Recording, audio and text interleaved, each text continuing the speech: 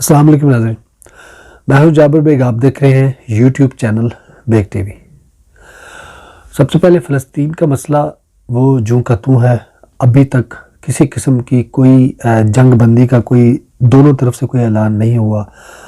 اسرائیل اپنی جارحیت کو جاری رکھے ہوئے ہے، حماس والے جو ہیں وہ اپنے دفاع کے لیے تھوڑا بہت وہ مزاحمت جو ہے وہ کر رہے ہیں، لیکن ابھی جو یو این او کی طرف سے، امریکہ کی طرف سے یا دیگر جو ممالک ہیں ان کی طرف سے کوئی مثبت یا کوئی بڑا قدم نہیں اٹھایا گیا۔ یہ ایک تشویشناک صورتحال ہے۔ دوسری طرف پاکستان کی سیاست میں عید کے فوراً بعد پھر گرما گرمی شروع ہو چکی ہے۔ ویسے بھی گرمی کی شدت کا پارہ بہت ہائی ہو چکا ہے، اور جو سیاسی پارہ ہے وہ بھی اس میں بھی بہت تیزی اور شدت آتی جا رہی ہے۔ آج شہباز شریف کے جو ہائی کورٹ نے جو فیصلہ دیا تھا ان کو باہر جانے کا، باہر بھیجنے سے متعلق جو فیصلہ تھا، جس کو گورنمنٹ نے آج چیلنج کیا ہے سپریم کورٹ کے اندر، اور لاہور ہائی کورٹ کے فیصلے کو چیلنج کیا ہے کہ انہوں نے یک طرفہ فیصلہ کیا ہے۔ اس کے مقابلے میں دوسری طرف سے جو نون لیگ والے ہیں انہوں نے بھی اس کا رد عمل ظاہر کیا ہے، اور انہوں نے یہ کہا ہے کہ یہ جو ہے وہ توہین عدالت ہے۔ شہباز شریف کو روکنا یہ ایک عدالت کو تماچا مارنے کے برابر ہے، اس کے فیصلے کی توہین کی گئی ہے، ان کو روکنا، ان کا روکنا بنتا نہیں تھا۔ تو انہوں نے بھی اپنی طرف سے ایک جو ایک کیس ہے، جو ایک فائل ہے، وہ انہوں نے سبمٹ کی ہے۔ اب یہ عدالت عالیہ پہ ہے، عدالت عظمیٰ پہ ہے، سپریم کورٹ پہ ہے کہ وہ اس سارے معاملے کو کس طریقے سے دیکھتے ہیں۔ لیکن جب سے لاہور ہائی کورٹ نے، جس کو المعروف لوہار ہائی کورٹ کہا جاتا ہے، اس سے لوگوں کا، ان کے جو بہت سارے جو فیصلے نون لیگ کے حق میں آئے ہیں، اور چھٹی والے دنوں میں ان کی عدالتیں لگ جاتی ہیں، ان کے فیصلے آ جاتے ہیں، اس سے لوگ بہت بدظن ہوئے ہیں۔ لوگوں کا عدالتوں سے اعتماد اٹھ گیا ہے، انصاف کی لوگوں کو اب بالکل کوئی امید نہیں رہی۔ اب یہ سپریم کورٹ کا فیصلہ جو ابھی انہوں نے کرنا ہے، اس پہ منحصر ہے کہ وہ انصاف کے تقاضوں کو پورا کرتے ہیں، یا پھر وہ بھی لوہار یا لاہور ہائی کورٹ کے طرح وہ یک طرفہ فیصلہ کرتے ہیں۔ اس انصاف کو اگر آپ نے پوری دنیا تک اب یہ آپ نے ثابت کرنا ہے کہ پاکستانی عدالتیں آزاد ہیں، انصاف جو ہے وہ ملتا ہے، تو پھر آپ کو بڑے سوچ سمجھ کے، بڑی جانچ پڑتال کے بعد یہ فیصلے کرنے ہوں گے، ورنہ پاکستان کے اندر عوام کو عدالتوں پہ ویسے ہی اب کوئی اعتماد نہیں رہا۔ اسمبلی کے اندر شور شرابہ ویسے ہی ہوتا ہے جیسا کہ کئی سالوں سے ہوتا آ رہا ہے، مچھلی بازار بن جاتا ہے۔ جب حکومت کی بات کرنے کی باری آتی ہے تو اپوزیشن بینچوں سے شور شرابہ اور ہنگامہ آرائی شروع ہو جاتی ہے۔ جب اپوزیشن والے کوئی غلط بات کرتے ہیں تو حکومت کی طرف سے شور شرابہ شروع ہو جاتا ہے۔ لیکن وہاں پہ جہاں پہ عوام کی بات ہونی چاہیے، عوام کی بات کو سننا چاہیے، کنوے کرنا چاہیے، ڈسکس ہونا چاہیے، فیصلے عوام کے حق میں کرنے چاہیے، ملک کی بہتری کے لیے کرنے چاہیے، وہاں پہ بدقسمتی سے ہمارے ملک کے اندر ہمیشہ سے اسمبلی کی جو ہے وہ وہاں پہ اس کی توہین کی جاتی ہے، عوام کی توہین کی جاتی ہے، عوام کے ووٹ کا جو تقدس ہے اس کو پامال کیا جاتا ہے، کیونکہ ان کے حق میں، عوام کے حق میں، ان کی بہتری کے لیے کوئی وہاں پہ بات پوری ہوتی ہی نہیں ہے۔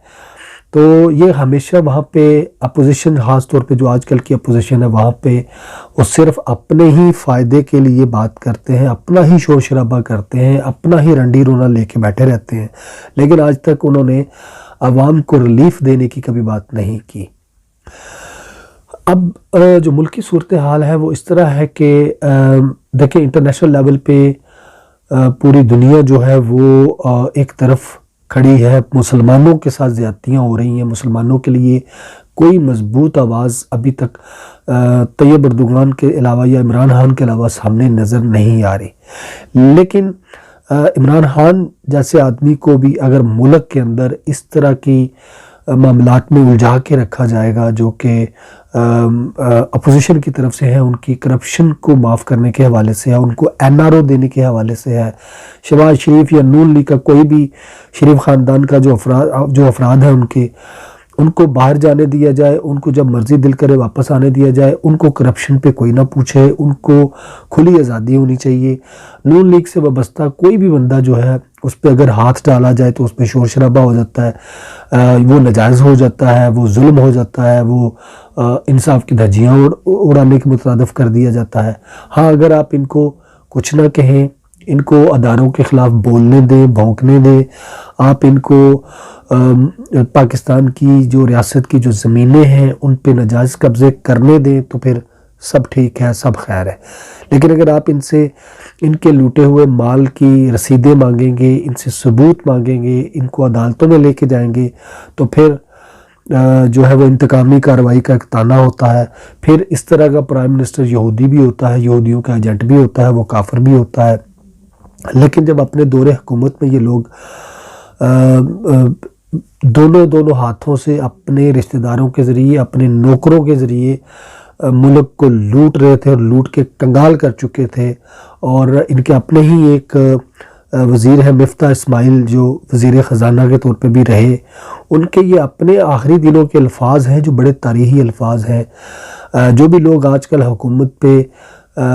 جو تانہ زنی کرتے ہیں، جو الزام لگاتے ہیں مہنگائی کا، وہ ذرا مفتاح اسماعیل کی یہ بات کو ذرا غور سے سنیے گا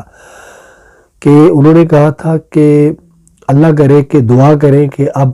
آئندہ آنے والی حکومت نون لیگ کی نہ ہو، کیونکہ جو حال ہم خزانے کا کر چکے ہیں، جو بھی حکومت آئے گی وہ اپنے پاؤں پہ کھڑا ہی نہیں ہو سکے گی۔ یہ حال کر کے گئے تھے آپ لوگ۔ تو اس لیے تنقید حکومت کے اوپر ٹھیک ہے، کچھ معاملات پہ ان کا بھی پوری گرفت نہیں ہے کہ وہ مہنگائی پہ کنٹرول نہیں کر پا رہے، لیکن اس چیز کو اگنور کرنا یہ بالکل غلط بات ہے کہ مہنگائی کا جو چینی کے مہنگائی کا جو رونا رو رہے تھے، ان کی اپنی 70% ملے ہیں، وہ خان کے اوپر الزام لگا رہے ہیں۔ آپ لوگ قبضہ مافیا ہیں، آپ لوگ زمینوں کے اوپر قبضے کرتے ہیں، الزام عمران خان پہ لگاتے ہیں، یہودی ایجنٹ وہ ہے۔ تو ملک کا جو سارا نظام درم برم کر کے رکھا ہوا ہے، وہ یہ جو اپوزیشن ہے جو کرپشن سے لتھڑی ہوئی ہے، اس اپوزیشن نے ہی بیڑا غرق کیا ہوا ہے۔ آپ اگر عمران خان کو سکون کا سانس لینے دیں، اس کو اگر آپ اس طرح کے معاملات میں نہ الجھا کے رکھیں، تو یقین مانیں کہ عمران خان کشمیر بھی آپ کو لے کر دے اور فلسطین بھی آزاد کروا کے دکھائے۔ لیکن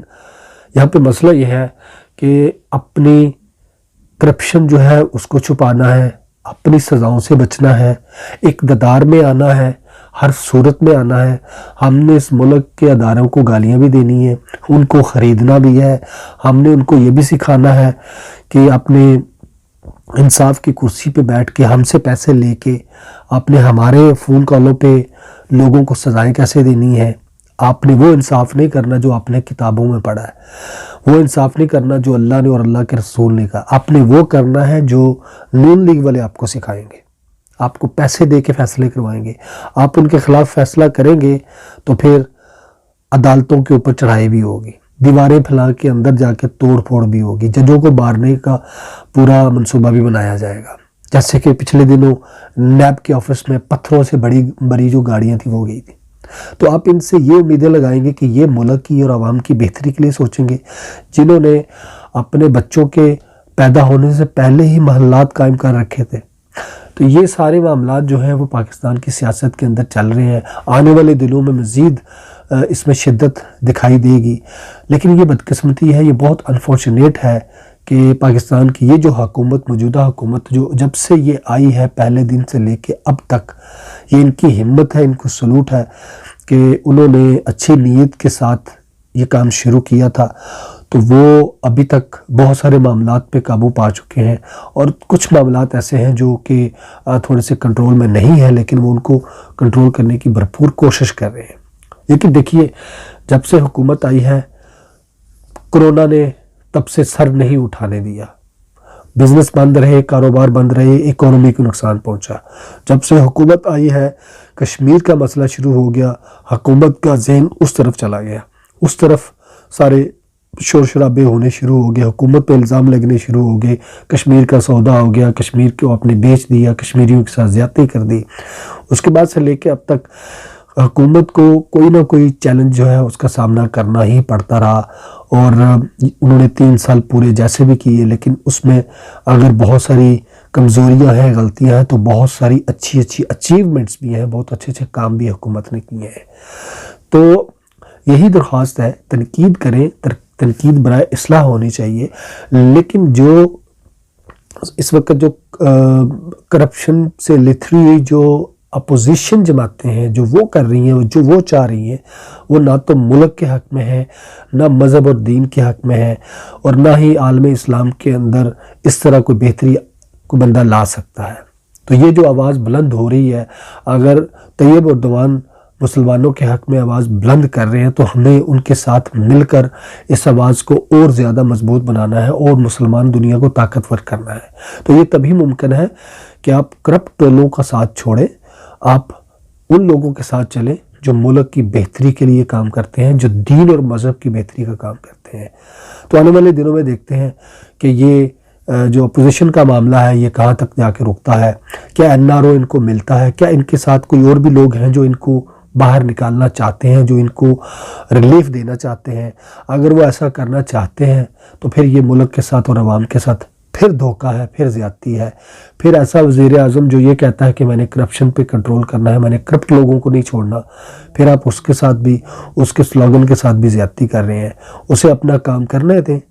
और मुल्क को संवारने दें। इसी तरह मुल्कों की और कौमों की तकदीरें बनती हैं। अब तक के लिए इतना ही। अल्लाह हाफ़िज़।